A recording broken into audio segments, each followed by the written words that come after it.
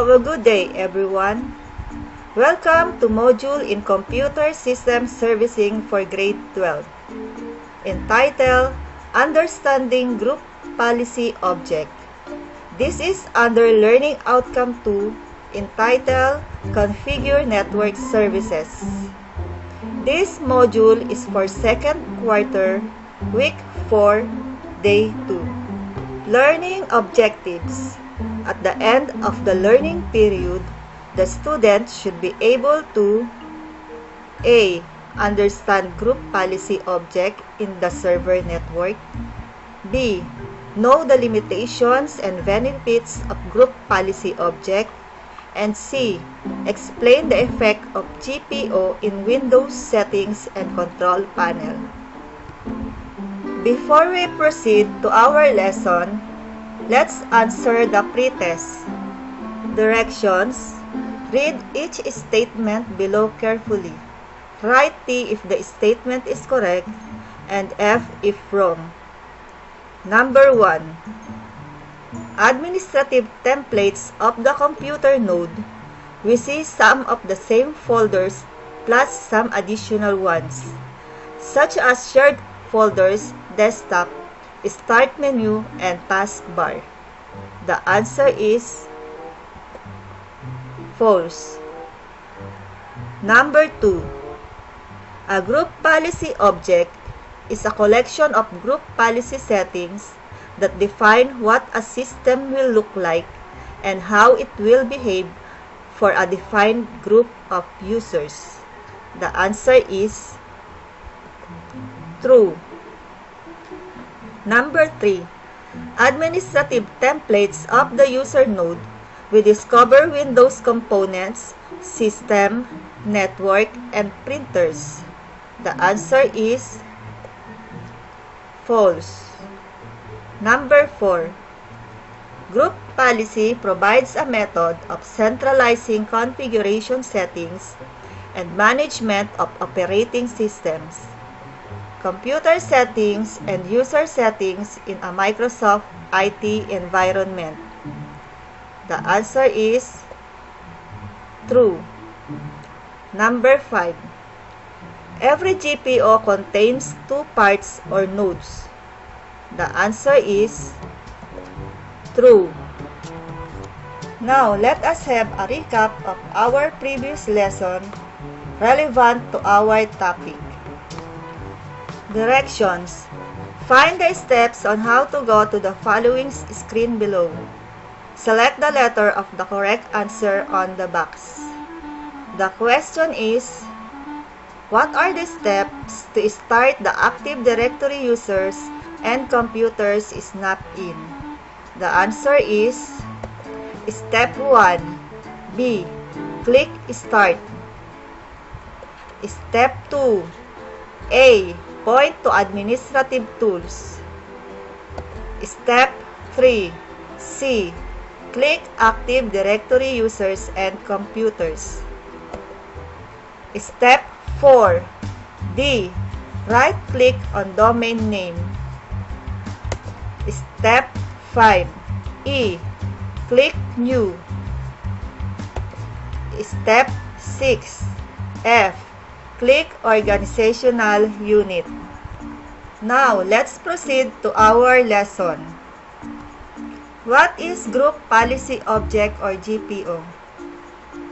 Group policy provides a method of centralizing configuration settings and management of operating systems, computer settings, and user settings in a Microsoft IT environment.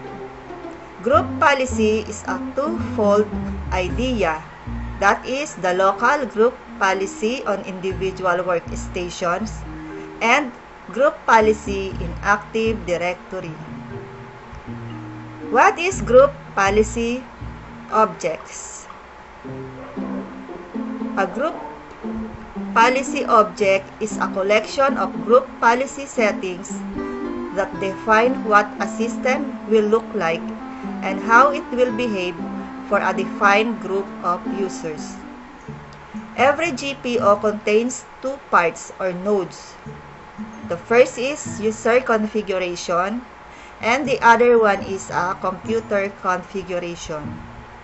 The first level, under both the user and the computer nodes, contains software settings, Windows settings, and administrative templates.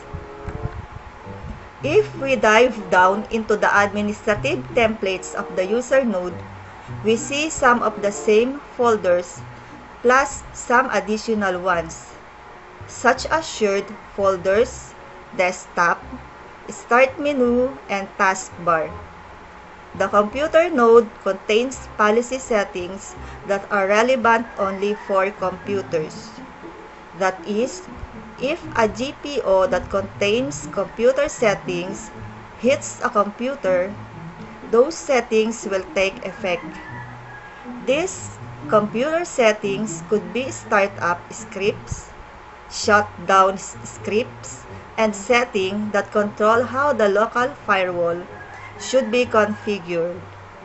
Every setting is relevant to the computer itself, no matter who is logged on at a given moment. The user node contains policy settings that are relevant only for users. Again, if a GPO contains user settings hits a user, those settings will take effect for the user. User settings make sense only on a per-user basis, like log-on scripts, log-off scripts, and availability of the control panel. Think of this as every setting relevant to the currently logged-on user. These settings follow the user to every machine they use. Benefits of group policy objects. There are several benefits to implementing GPOs in addition to security, including 1. More efficient management. GPOs already in place apply a standardized environment to all new users and computers that join an organization's domain, saving time on setup. Number 2. Ease of administration. System administrators can deploy software patches and other updates via GPO. Number 3. Better password policy enforcement. GPOs determine password length, reuse rules, and establish other requirements for passwords to keep a company network safe. Number 4. Configuring folder redirection. GPOs enable companies to ensure users are keeping important company files on a centralized and monitored storage system. For instance, an organization can redirect a user's documents folder, which is usually stored on a local drive, to a network location. Limitations of GPOs. The limitations of group policy objects include: they run sequentially. GPOs process actions one after another. Consequently, if many GPOs has to be configured, it can take a long time for users to log on. Flexibility is limited. GPOs can only be applied to users or computers, so they are limited when it comes to applying settings based on context. Limited triggers. GPOs can only be applied at computer startup. When a user logs on or at set intervals, GPOs can react to changes in environment, such as network disconnect or reconnect. Difficult to maintain.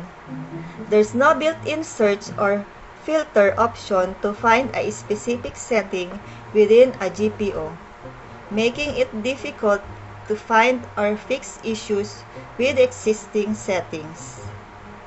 No version control. Changes made to GPO setting aren't audited.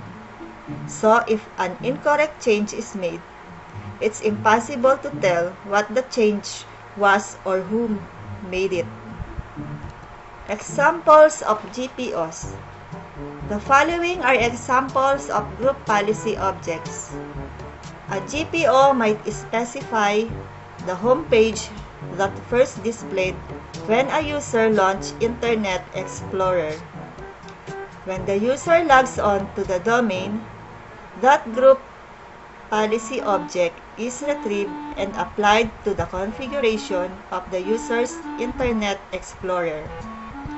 An organization can deploy shared network printer connections to users from a specific OU of Active Directory by using group policy.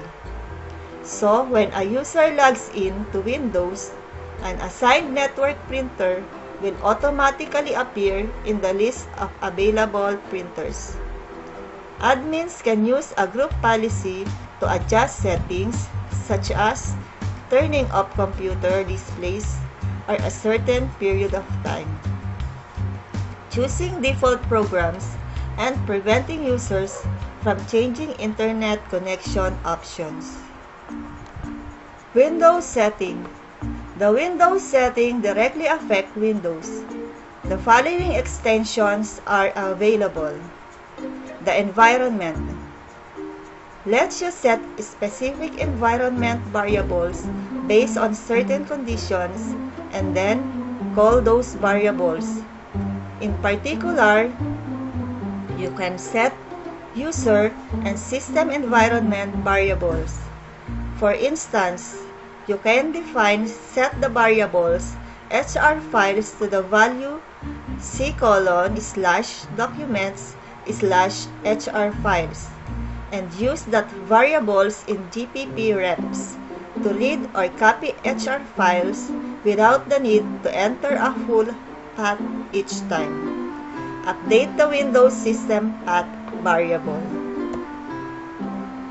Files lets you copy files from point A to point B. Point A can be a UNC path or the local machine. The most common scenario is to copy a file from a share on a server to users' My Document folder, the desktop or c:/drive. Next is folders. Lets you create new folders and delete existing folders or wipe out their contents. For example, you could delete the contents of the HR files folder each day. Registry lets you send certain registry settings to your client machines. This is a very powerful extension that can also be a little hard to operate. You can send registry settings normally designed for users to both HKLM and HKCU containers. And you can send registry settings normally designed for computers to the HKLM container. Next, network shares. It allows you to create new shares on workstations or servers, or to delete existing shares. Next is shortcuts. It allows you to create both program and URL shortcuts on desktops. In the Startup folder, the programs folders, and a lot of other locations. Control panel settings. Here the extension in the control panel node. 1. Data sources. Lets you set connections to open database connectivity. Data sources via group policy. Number 2. Devices. Enables you to disable a single device or device class. Number 3. Folder options. It lets you associate a file extension with a particular class. Number 4. Local users and groups. Enables you to add or remove users from groups, change users' passwords, lock out accounts, and set password expirations. Number 5. Network options. It allows you to configure the following connection types such as virtual private network connections and dial-up networking connections. Number 6. Power options. It allows you to manage power settings. You can set things like that hard disk spin downtime or how long until the monitor goes into standby mode. Number 7. Printers. Allows you to manage shared printers. Number 8. Scheduled task. Enable you to set scheduled task. 9. Services. Enables you to manage just about every aspect of a client computer services. This is especially useful if the target is a server machine and you have one service that's running on multiple machines, but you haven't gotten around to changing the service account. Number 10. Internet settings. Lets you specify Internet Explorer settings. 11. Regional options. Enables you to change local settings depending on who the user is. 12. Start menu. It provides a very easy way to make changes to the start menu. Let's now proceed to activities. Directions. Identify the following statement. Write the answer on the space provided. Number 1. In Windows settings, it allows you to create new shares on workstations or servers, or to delete existing shares. The answer is network shares. Number 2. In Control Panel settings, it lets you set connections to open database connectivity, data sources via group policy. The answer is data sources. Number 3. In Control Panel settings, it enables you to change local settings depending on who the user is. The answer is regional option. Number 4. In Windows settings, it lets you copy files from point A to point B.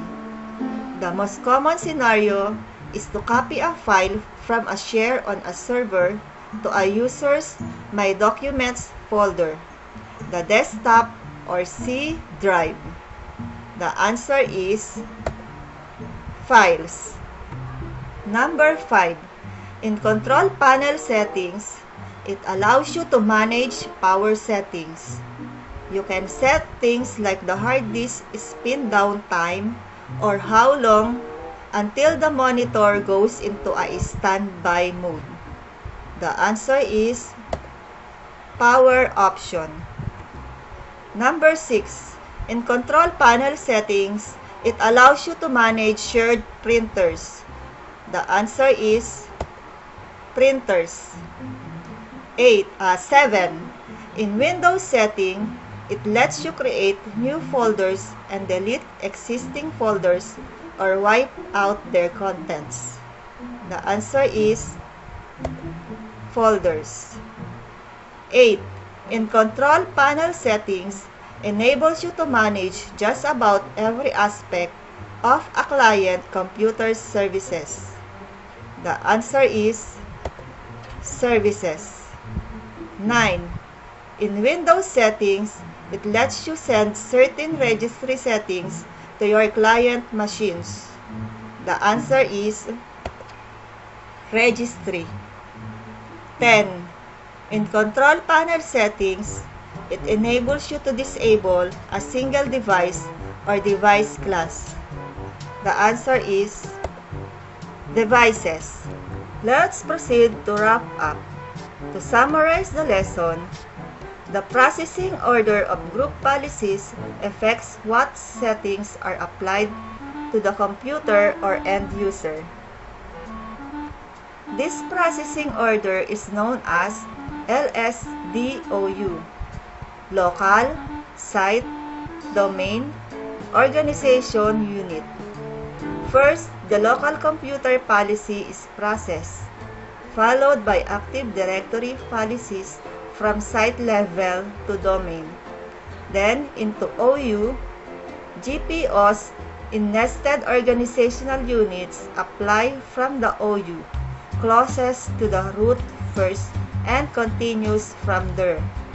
If there are any conflicts, the last applied policy will take effect. Best practices for GPOs.